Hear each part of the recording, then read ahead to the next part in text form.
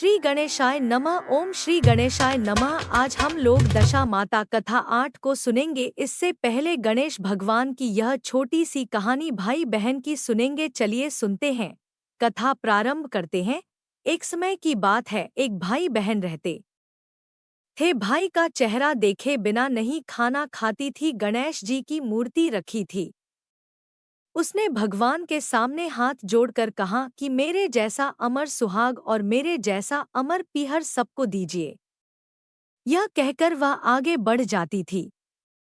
जंगल के झाड़ियों के कांटे उसके पैरों में चुभा करते जाते थे। एक दिन भाई के घर पहुंची और भाई का मुंह देखकर बैठ गई। तो भाभी ने पूछा, पैरों में क्या हो गया है? यह सुनकर उसने भाभी को जवाब दिया कि रास्ते में जंगल के झाड़ियों के गिरे हुए कांटे पाँव में छुप गए हैं। जब वह वापस अपने घर आ जाए तब भाभी ने अपने पति से कहा कि रास्ते को साफ करवा दो, आपकी बहन के पाँव में बहुत सारे कांटा चुभ गए हैं। भाई ने तब कुल्हाड़ी लेकर सारी झाड़ियों को काटकर रास्ता साफ कर दिया, जिससे गणेश जी का स्थान भी वहां से हट गया। यह देखकर भगवान गुस्सा हो गए और उसके भाई के प्राण हर लिए। लोग अंतिम संस्कार के लिए जब भाई को ले जा रहे थे तब उसकी भाभी रोते हुए लोगों से, कहीं थोड़ी देर रुक जाओ, उसकी बहन आने वाली है। वह अपने भाई का मुंह देखे बिना नहीं रह सकती है, उसका यह नियम है। तब लोगों ने कहा, आज तो देख लेगी पर कल कैसे देखेगी। रोज दिन की तरह बहन अपने भाई का मुंह देखने के लिए जंगल में निकली। तब जंगल में उसने देखा कि सारा रास्ता साफ किया हुआ है। जब वह आगे बढ़ी तो उसने देखा कि सिद्धिविनायक को भी वहां से हट दिया गया है। तब उसने जाने से पहले गणेश जी को एक अच्छे स्थान पर रखकर उन्हें स्थान दिया और हाथ जोड़कर बोली, भगवान मेरे जैसा अमर सुहाग और मेरे जैसा अमर पीहर सबको देना, और फिर बोलकर आगे निकल गई। तब भगवान सोचने लगे, अगर इसकी नहीं सुनी तो हमें कौन मानेगा, हमें कौन पूजेगा। तब सिद्धिविनायक ने उसे आवाज दी, बेटी इस खेजड़ी की 7 पत्तियां लेकर जा और उसे कच्चे दूध में घोलकर भाई के ऊपर छींटा मार देना, वह उठकर बैठ जाएगा। यह सुनकर जब बहन पीछे मुड़ी तो वहां कोई नहीं था। फिर वह यह सोचने लगी कि ठीक है, जैसा सुना वैसा कर लेती हूँ। फिर वह 7 खेजड़ी की पत्तियां लेकर अपने भाई के घर पहुंची। उसने देखा वहां कई लोग बैठे हुए हैं। भाभी बैठी रो रही और भाई की लाश रखी है। तब उसने उस पत्तियों को बताए हुए नियम के तहत भाई के ऊपर इस्तेमाल किया। तब भाई उठकर बैठ गया। भाई बोला, बहन से बोला, मुझे बहुत ही गहरी नींद आ गई थी। तब बहन बोली, यह नींद किसी दुश्मन को भी ना आए, और उसने सारी बात अपने भाई को बता दी। अब हम लोग दशा माता की कथा को सुनते हैं। पुराने समय की बात है कि एक घर में एक जेठानी देवरानी थी। वे दोनों निसंतान थी। वे मेहनत करके पेट पालती थी। दोनों व्रत पूजन कुछ भी नहीं करती थी। एक दिन दोनों प्रातःकाल गांव में आग लेने गई। उस दिन गांव में दशामाता का पूजन था, इसलिए उन्हें किसी के यहाँ से भी आग नहीं मिली। आग न मिलने पर जेठानी देवरानी से बोली, आज हम दोनों का भी व्रत रहेगा। शाम को आग मिलने पर ही रसोई बनाकर भोजन करेंगी। शाम हो जाने पर जेठानी अपनी पड़ोसन के यहाँ से आग लेने गई। पड़ोसन ने उसे आदरपूर्वक बैठाया। जेठानी ने पड़ोसन से पूछा, दशामाता का पूजन करने से क्या होता है? पड़ोसन ने बताया कि जिस बात की इच्छा करके डोरा लिया जाता है वह इच्छा पूर्ण हो जाती है।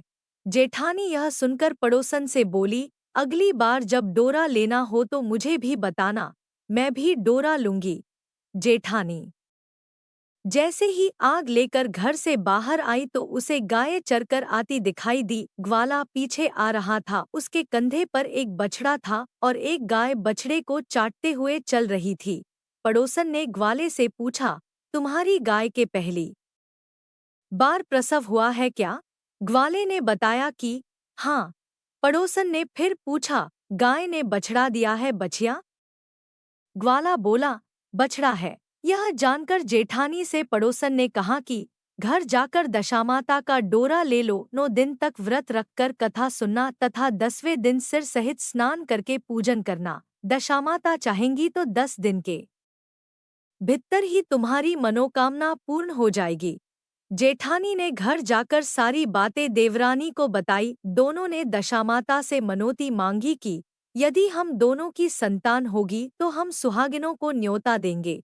दोनों ने दशामाता का डोरा लिया। दशामाता की कृपा से डोरे की पूजा से पहले ही दोनों देवरानी जेठानी गर्भवती हो गई। 9 महीने 9 दिन के बाद दोनों ने यहाँ 2 लड़कों ने जन्म लिया। बालकों के नामकरण संस्कार के बाद देवरानी ने जेठानी से कहा, हमने जो सुहागिनों को न्योतने की मनोती मांगी थी उसे अब पूरा करना चाहिए।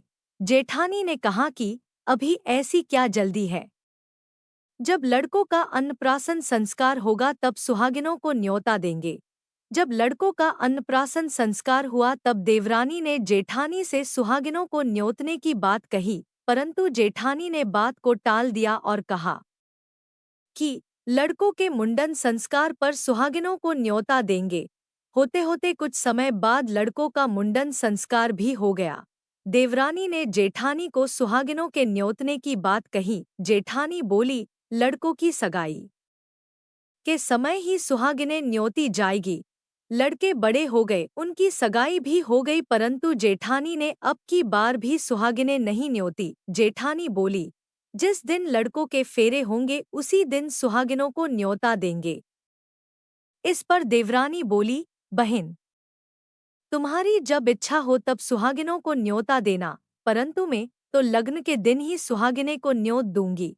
देवरानी ने लग्न के दिन ही सुहागिनों को न्योता दिया, परंतु जेठानी ने कुछ भी परवाह न की। लग्न के बाद मातृ का पूजन करके दोनों दूल्हे बारात सजाकर बैंड बाजे सहित ब्याहने चल दिए। देवरानी के बेटे का विवाह बड़े धूमधाम से सकुशल पूर्ण हो गया, परंतु जेठानी ने सुहागिनों को न्योता नहीं दिया था, इसलिए दशामाता ठीक फेरों के समय उसे उठा कर ले गई। दूल्हे के सहसा गायब हो जाने के कारण वरकन्या दोनों में हाहाकार मच गया। उसकी बारात खाली हाथ घर लौट कर आई, परंतु लड़की की माता बड़े संकट में पड़ गई। इस अधब्याही लड़की से कौन विवाह करेगा?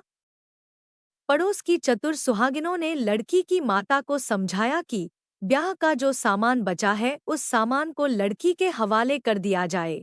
लड़की भिखारियों को सदाव्रत देने लगी। एक दिन एक साधु तीर्थ यात्रा करता हुआ वहां आया। गांव से घने जंगल में एक पीपल का पेड़ था। लोग इस पीपल के पेड़ को पारस पीपल कहते थे। उसी पेड़ पर दशामाता का निवास था। साधु चलता चलता शाम को उसी पेड़ के नीचे ठहर गया। झाड़ूदार ने आकर उसी पेड़ के पास के मैदान में झाड़ू लगाई। भिस्ती ने मस्क से वहां पर छिड़काव कर दिया तथा माली ने यह फूल बिखेर दिए। तब अनेक देवता अनेक प्रकार की पोशाक पहनकर आने लगे तथा स्थान पर बैठने लगे। सबसे बाद में स्वर्ग के राजा इंद्र का सिंहासन उतरा। इसी के साथ स्वर्ग की अप्सराएं आकर सिंहासन के चारों ओर नाचने लगी। उसी समय अधब्याहे लड़के को गोद में लेकर दशामाता पीपल के पेड़ से नीचे उतरी। इंद्र के साथ स्वर्ग से एक सूरा गाय भी आई थी। उसने 2 गिलास दूध दिया था। लड़के ने अधब्याहे के भाग का एक गिलास अलग रख दिया गया। दूसरे गिलास का दूध भी पी लिया। जब तक अप्सराओं का नाचगान होता रहा, दशामाता लड़के को गोद में लेकर बैठी रही। प्रात काल होते ही देवताओं का दरबार भंग हुआ। साधु भी वहां से चलकर गांव में आया। साधु महाराज गांव में भिक्षा मांगते मांगते अधब्याहे लड़की के घर पर पहुंचा। लड़की ने आदर पूर्वक साधु को बैठाया और भोजन तैयार किया। लड़की ने 3 पत्तल परोस कर रखे। पहली पत्तल अधब्याहे अपने पति के लिए रखी, दूसरी पत्तल बाबाजी के सामने रखी और एक पत्तल अपने सामने रखी। बाबा ने अपने आप कहा, वाह, जो बात मैंने रात वहां देखी वही बात यही भी देखने को मिल रही है। लड़की ने पूछा, क्या बात है बाबाजी? साधु बाबा ने बात टालते हुए कहा, हम बैरागी लोग ऐसी अनेक बातें कहते रहते हैं। तुम्हें ऐसी बातों से क्या मतलब, तुम तो भोजन करो और भगवान का भजन करो। लड़की ने हट पकड़ ली। उसने कहा, जब तक आप अपनी कही बात का खुलासा नहीं करेंगे मैं भोजन नहीं करूंगी। इस पर भी साधु बाबा चुप रहे। तब लड़की बोली कि आप साधु हैं और मैं सती हूँ। आप या तो अपने कथन को स्पष्ट कीजिए कि आपने रात में क्या देखा, नहीं तो मैं आपको शाप दे दूंगी। तब साधु बाबा ने रात का सारा किस्सा कह सुनाया। यह सुनकर लड़की ने बाबा के साथ पीपल के पेड़ के पास जाने का निश्चय कर लिया। साधु बाबा आगे आगे चले और लड़की उनके पीछे पीछे चलती रही। साधु बाबा लड़की को पारस पीपल के पास छोड़कर चले गए। संध्या होने पर नित्य की तरह जमादार ने झाड़ू लगाई, भिस्ती ने अपनी मस्क से पानी का छिड़काव किया और माली ने फूल बिछाए। देवताओं के राजा इंद्र आए। अप्सराओं का नाचगान प्रारंभ हो गया। उसी समय दशामाता पीपल के पेड़ पर से उतर कर दरबार में बैठ गई। लड़के ने सूरा गाय का दूध लिया और एक गिलास अधब्याही लड़की के लिए रख दिया। जैसे ही लड़के ने दूध का गिलास मुंह पर लगाया, त्यों ही लड़की दूसरा गिलास हाथ में लेकर वर के सामने आ गई। वह बोली, अपना भाग लेने के लिए मैं उपस्थित हूँ। मेरे लिए क्या आज्ञा है, मैं सेवा करने के लिए तैयार हूँ।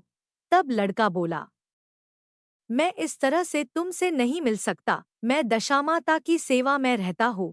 मुझे अभी दरबार में जाकर दशामाता की गोद में बैठना होगा। यदि तुम्हें मुझसे प्यार है तो दशामाता को प्रसन्न करके उनसे मुझे अपने लिए मांग सकती हो, तब मैं तुम्हारा हो सकता हूँ। लड़का दूध पीकर दशामाता की गोद में जाकर बैठा। लड़की अप्सराओं के साथ नाच गाने लगी। जब सवेरा हुआ तो दशामाता ने इस नई लड़की को बुलाकर पूछा, तुम कौन हो? तुम्हारे नाचने से मैं बहुत प्रसन्न हुई। जो कुछ मांगना है मांग लो। लड़की ने दशामाता से वचन ले लिया कि मैं जो कुछ मांगूंगी वह आप मुझे प्रदान करेंगी।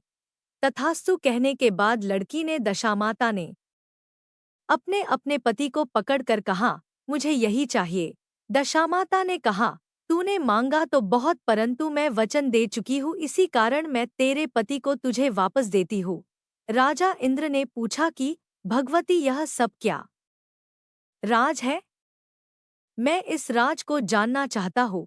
तब दशामाता ने बताया कि यह लड़का मेरे वरदान से ही प्राप्त हुआ था और इसकी माता ने मनोती मांगी थी कि लड़का पैदा होने पर मैं सुहागिनों को न्योता दूंगी, परंतु उसने अभी तक अपना वचन पूरा नहीं किया। इस कारण मैं इस लड़के को विवाह मंडप से उठा लाई थी। यह लड़की इसकी अधब्याही पत्नी है और पतिव्रता है। पतिव्रता होने के कारण यह देव समाज में पहुंचकर मुझसे अपना पति मांग रही है। दशामाता के ऐसे वचन सुनकर इंद्र सहित सब देवताओं ने वरवधू के ऊपर पुष्प की वर्षा की। तब तक साधु बाबा भी वहां पर आ गए। साधु बाबा दूल्हा और दुल्हन को साथ लेकर गांव की ओर चल पड़े। जब ये तीनों गांव के समीप पहुंचे तो गांव वालों ने दूल्हा दुल्हन को देखकर लड़की के पिता को सूचना दी कि तुम्हारी पुत्री ऐप दूल्हे के साथ आ रही है।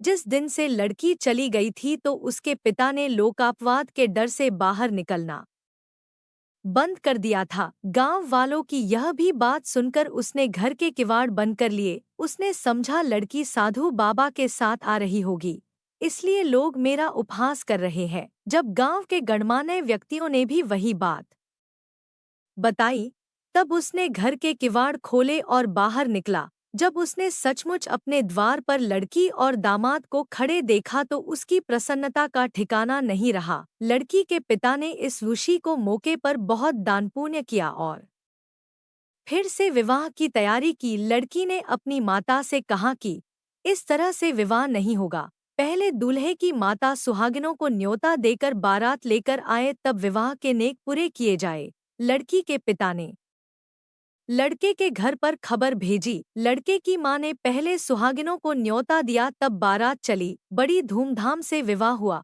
वरवधू दोनों अपने घर पर आ गए। वधू की खुशी में लड़के की माता ने दोबारा सुहागिनों को डोट न्योता दिया। उसी समय से विवाह के दिन वर के घर पर सुहागिनों का न्योतने की प्रथा चली आ रही है। दशामाता ने जिस तरह सती की दशा बदली, वैसी वह सभी का कल्याण करे।